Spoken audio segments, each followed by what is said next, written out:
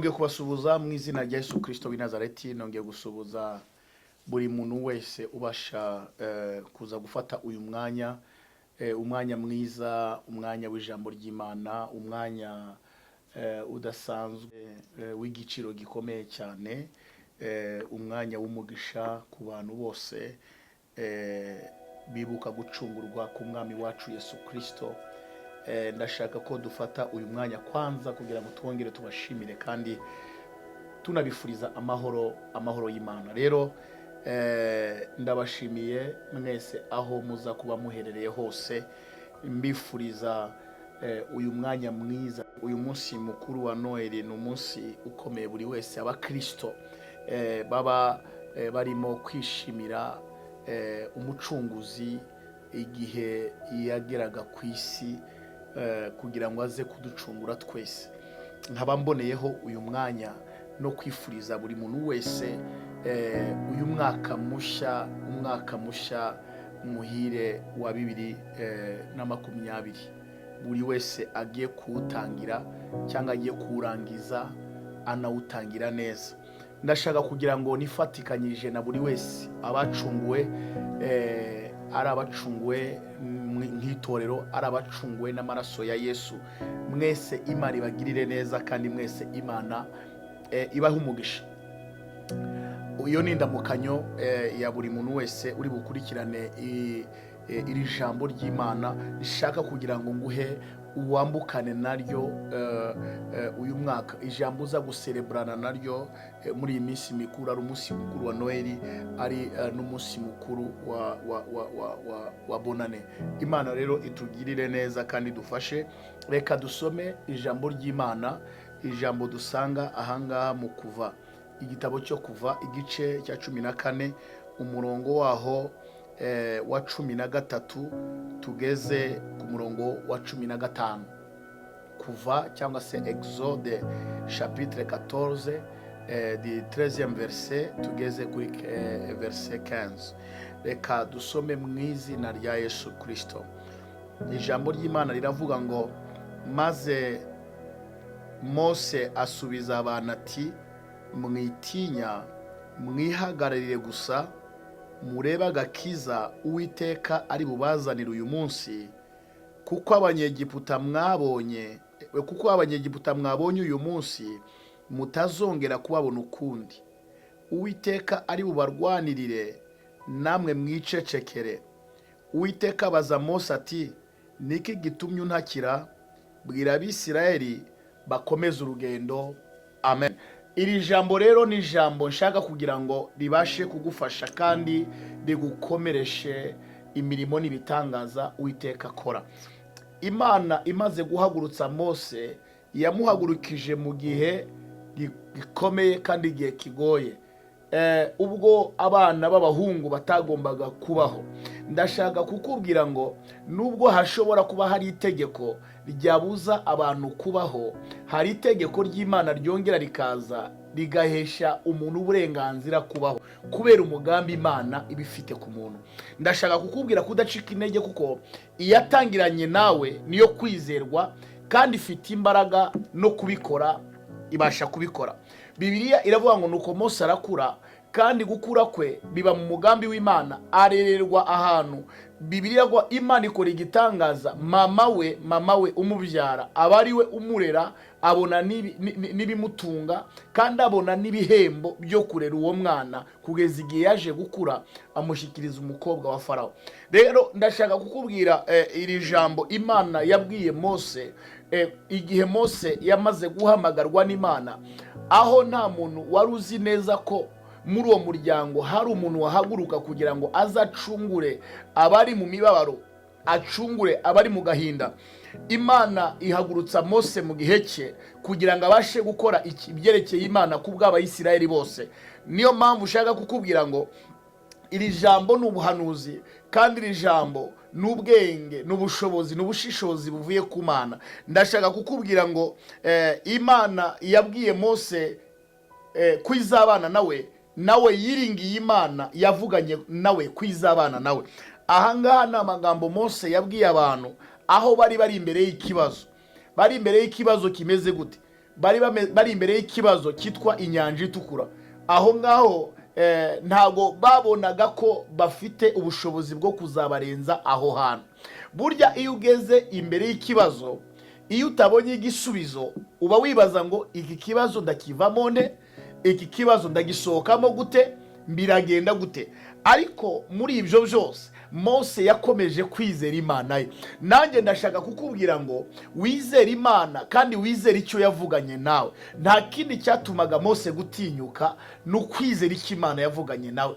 Icyo Imana yavuganye nawe nicyo cyamuhaye kuvuga aya magambo maze kuvugana nawe nonaha. Nuko yibutse icyo Imana yavuganye nawe, atangira kubwira abantu ari kumwe nabo, asubiza abantu ati mwitinya, nubwo turi imbere y'inyanja itukura, nubwo nta nzira tubona, ariko reka nishingikirije ku cyo Imana yavuganye nanjye, reka nkubwire ngo mwitinya, ahubwo mwihagararire gusa murebe agakiza Uwiteka ari bubazanire uyu munsi. Kuko abo banyegiputa mwabonye ntabwo muzongera kubabona ukundi. Ababwira ijambo ry'ubuhanuzi kandi ababwira ijambo ryo gutegeka, yishingikirije ku Imana yavuganye nawe. Mise nibuka icyo Imana yashize ku mutima wa Dawidi. Dawidi yibutse isezerano Imana yamuhaye ubwo Abiyatari mwene Elimeleki yahungaga amacumu ya Sawuli. Bibiliya iravuga ngo asanga Dawidi ahantu yari ari mu ishyamba, amutekerereza ibyamubayeho byose. Dawidi aramubwira ngo gumana nanjye, humura, uguhiga ni uhiga ubugingo bwanjye, ariko nubana nanjye ntacyo uzaba. Imana ishimwe, ugumene na Yesu, ubane na Yesu. Iyo ndwara ufite, ibyo bibazo ufite, izo ngorane ufite, birashoboka ko date de l'expiration ari uyu munsi udashobora kwambukana nabyo uyu mwaka 2019 winjira mu mwaka 2020. Bibiliya ngo mwihagararire gusa murebe agakiza Uwiteka ari bubazanire uyu munsi. Kuko abanyegiputa mwabonye cyangwa abanyegiputa mwabonye ntimuzongera kubabona ukundi. Cyo ni cyambere. Icya kabiri, Uwiteka ari bubarwanirire. Hari icyambere, ntago muzongera kubabona ukundi. Icya kabiri, Uwiteka ari bubarwanirire. Icya gatatu, uhawe ijambo ryitwa gutuza no guceceka, ukarindira icyo Imana igiye gukora. Arababwira ngo mwicecekere gusa. Haleluya. Mwicecekere gusa mwumvire icyo mvuganye namwe. Burya hari ibyiciro Mose yari kumwe nabyo bitigeze byizerera ijambo Mose arimo kuvuga. Harimo Bakora na Datani na Biramu, bari bameze nk'abantu bari muri opposition ya Mose n'Imana, kuko ntabwo bizeraga Farawo ibyo avuga, ariko ngo bagere gutangira kubwirwa ibitaboneka binjira muri opposition barwanya Mose, kuko babonaga ko Mose ibyo ari kubabwira ahari atazabagezayo. Bo bizeraga ibyo babona, ntabwo bizeraga ibyo batabona. Abo ni abagabo batatu, kandi be nabo bagabo batatu baruhije Mose mu rugendo, baruhije Mose mu byo yagiye ababwira Imana igiye gukora. Ariko abo bagabo batatu bakomeza kuba muri opposition kugeza igihe barimbukiye bapfa urupfu rutari rwiza. Ariko ndashaka kukubwira ngo Imana ishimwe, hari abadayimoni bari muri opposition yo kukwereka ko Imana idakiza kanseri. Abadayimoni bari muri opposition yo kukubwira ngo Imana ntikiza sida na diabete. Abadayimoni bari muri opposition kubwo bumuga budashobora kukuvaho. Abadayimoni bari muri opposition yo kukwemeza ko ntabwo ushobora kuva muri ibyo bibazo uko byagenda kose. Abadayimoni bari muri opposition yo kukubwira ngo ahubwo icyakubera cyiza nuko wapfa kuruta uko wamera kuryo, nawe ukatangira kumva amajwi akubwira ngo ibyiza nuko wakwipfira kuruta kuba muri ubuzima bumeze gutyo. Ariko ndashaka kukubwira ngo wikwemera iyo opposition y'ayo majwi y'abadayimoni, niyo opposition y'abantu bakoreshwa na Satani. Kuko hari opposition y'amajwi utabona, hari na opposition y'amajwi ubona. Hari abantu batizera uhura nabo, hari n'abantu batemera Imana ubana nabo. Abo bose n'abaopoza b'iby'Imana yavuganye nawe. Ariko ndashaka kukubwira ngo wikwita muri opposition ya Satani n'amajwi ye, wikwita kuri opposition y'abadayimoni nabo bakoresha, ahubwo tega amatwi iri jambo urihagararemo kandi wibuke icyo Imana yavuganye nawe. Imana ikoresha Mose arababwira ngo mwebwe gusa mwihagararire. Abo muri opposition bari muri kuva kuri verset 12 abo muri amagambo y'abo muri opposition. Iyo usomye ku murongo wa 12 abaopoza bavuga amagambo, abaopoza babwira Mose ngo ariko waje kutwicira hano tatatatata. Abo n'abaopoza batize nicyo Mose avuga, ariko Mose ntiyabitaho, yibwirira Abisirayeli yatumweho afitiye ijambo ry'impamba y'amasezerano. Abari kunyumva nibo ndi kubwira impamba y'aya masezerano. Ibya opposition n'abagupayeho opposition simbyitayeho. Sinitaye ku bantu bakubwira ko bidashoboka, sinitaye ku bantu bakubwira ko udashobora gukira, sinitaye ku bantu bakubwira ngo bene ibyo ntibyabayeho. Ibyo simbyitayeho. Icyo nitayeho ni kuri iri jambo ry'ukuri, ijambo rikiranuka, ijambo riza gukora imirimo ikomeye. Sindi kubwira nka logos, nta nubwo ndiri kukubwira nka inyuguti, ndari kubwira nka rema, ndari kubwira nk'ubuzima, ndari kubwira iri jambo nka dunamis, ijambo rishobora gukora ibintu biri surnaturel, supernatural, ibintu birenze kamere, by'indenga kamere. Ni wizera urabona ubwiza bw'Imana. Mose arababwira ngo gusa mwihagarire mwitinya, kuko bariya mubona ntimuzongera kubabona ukundi. Iyo wishingikirije ku ijambo Imana ivuganye nawe, ukamenya ngo ndangije 2019 haricyo ntabonye, ariko nishingikirije ku cy'umukozi w'Imana avuze muri 20 haricyo ngiye kubona, uhereye muri January, kuva muri Janvier kugera muri December, le 31 December 2020, amateka yanjye ntabwo azongera kuba nkuko numvise iri jambo. Nanjye ndashaka kugutangariza ngo iyi 2020 iza kubera y'umunezero, iza kubera y'ibirori, iza kubera yo gukira, iza kubera yo kubohoka, iza kubera yo y'agakiza, iza kubera y'ubwiza, iza kubera y'icyubahiro, iza kubera abaopoza bose bagendanye nawe, abaopoza bose biyopoje amasezerano, biyopoje ubuhanuzi, biyopoje ijambo ry'Imana. Ntuzongere kubabona ukundi, ntuzite ku byo bavuga, wite ku cy'Imana ivuganye nawe muri aka kanya. Mu izina rya Yesu Kristo ndashaka kuguha iri jambo nk'impamba, kandi nkwifuriza amahoro n'umugisha biva ku Mana. Rero ibyo nibyo byiciro nashaka kugira ngo mvugane na buri wese wacunguwe, arabacunguwe bari hano muri Canada, aho dufite icyicaro gikuru cy'abacunguwe ku isi yose hano muri Canada. Imana ishimwe ku bantu bari hano muri Canada, ku bwanyu Imana ibaho umugisha. Imana ishimwe ku bacunguwe bose nashumbaga nshumbye n'uyu munsi wa none bari mu Rwanda hose ku butaka, aho bavaga hirya no hino mu gihugu bakaza kwakira icyo Imana yashize ku mutima wanjye. Mwese Imana ibaho umugisha. Abo mwabonye babateye ubwoba ntabwo muzongera kubabona ukundi. Imana igiye kubarwanirira, Imana igiye kuturwanirira, Imana igiye kutugeza aho yavuganye natwe nta gushidikanya. Abari muri opposition y'abadayimoni, abo ngabo bazabona Imana itwambutse inyanja, itugeramo nabo bazibwira ko aho twanyuze bari buhanyure, ariko ntago bazaharenga. Niko kurangira kwabo bizamera. Iyi ni ijambo ndimo kuvuga ry'ubuhanuzi ku buzima bw'abumva icyo Umwuka Wera avugana nabo.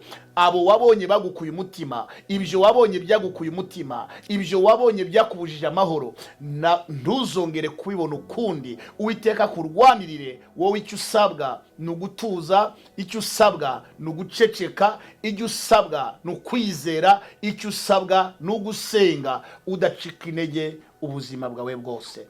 Amahoro y'Imana abane natwe mu izina rya Yesu. Mbifurije umugisha w'Imana, mbifurije kurangiza uyu mwaka wa 2019 amahoro, mbifuriza gutangira umwaka wa 2020 amahoro. Uzababere umwaka w'umugisha, wabere umwaka w'amata n'ubuki. Ibyo mutabonye muri uyu mwaka turimo, muzabibone muri uyu mwaka tugiye kwinjiramo. Reka mbasengere kandi nanjye senge. Imana iha umugisha abanjye bose, abakunzi ba Yesu bose, abakunzi b'umusaraba. Nimukomere mushikame, kuko kumwe natwe ifite amaboko akomeye kuruta bari kumwe n'amaboko y'umubiri. Amahoro y'Imana rero abane namwe mu izina rya Yesu. Amen. Data ndagushimiye, urakoze kubwira ijambo, kandi ushimwe kubwa buri wese ribereye umugisha muri uyu mwanya. Ushimwe kubwa buri wese bigiye kumubera umugisha aho ari bukurikire ijambo ry'umugisha ku buzima bwe. Ngushimiye kuri Imana igiye guhagarara natwe kandi kaduhira ijambo kugira ngo ritubere umugisha. ari abazarikurikira, abarikurikiranye, abari burikurikirane n'abazarikurikirana, rikomeze kubabera umugisha, kandi uryizera wese abona imirimo ikomeye n'imirimo itangaza. Nta jambo ryawe rimanuka ngo rimanukire ubusa ridashoje icyo waritumye. Amahoro n'umugisha biganza imitima yacu, mbisabye Imana Data mu izina rya Yesu Umukiza wacu, amen. Muhabwe umugisha, kandi mbararikira kubana natwe muri veye ya le 31 Desambre, tariki 31 z'ukwa 12, hano kuri Rue Saint Louis. Dufite igiterane gikomeye, tuzaba turi kumwe n'abakozi b'Imana bandi bakomeye. Ikindi nifuza no gushima, ni umwaka turangije turi mu ivugabutumwa muri iki gihugu cya Canada, aho tuzaba turi mu munsi mukuru ukomeye wo kwizihiza umwaka nzaba ntangiye itorero mu buryo ku mugaragaro mu gihugu cya Canada. Imana yabanye nanjye mwitangira, Imana yabanye nanjye mu buryo bukomeye, kandi n'ukuri ntacyo nashinja Imana. Yagaragaje ko yabanye nanjye mu Rwanda, yabanye nanjye muri Afurika, yabanye nanjye mu Burayi, yabanye nanjye muri Amerika, yabanye nanjye muri Aziya, yabanye nanjye no mu yindi migabane, ndetse na hano muri Canada, ariyo yo kwizerwa. Ishimwe rero yabanye natwe uru rugendo rw'umwaka itorero itangiye. Ndakurarikira abari hano hafi, arabakozi b'Imana tuzaba dufite bavuye mu Bwongereza, bavuye muri Amerika, bavuye kandi no muri iki gihugu cya Canada, bazaza baje kwifatanya natwe muri uyu munsi mukuru. Tuzaba turangije umwaka tariki 11 z'ukwezi kwa mbere 2020. Ngaho rero namwe mwese mukomeze kudusengera, abari hirya no hino, abakunzi banjye, abakunzi b'ijambo, abakunzi b'umurimo Imana yampagurukirije gukora. Yesu aracyakora, n'uyu munsi arakora, kandi azakomeza gukora. Ibihamya birahari, ibihamya birahari. Nawe rero humura, ibihamya birahari, uri uwa mbere wo kuza bihamya ibyo ugiye kubona. Amahoro y'Imana rero abane natwe mu izina rya Yesu, amen.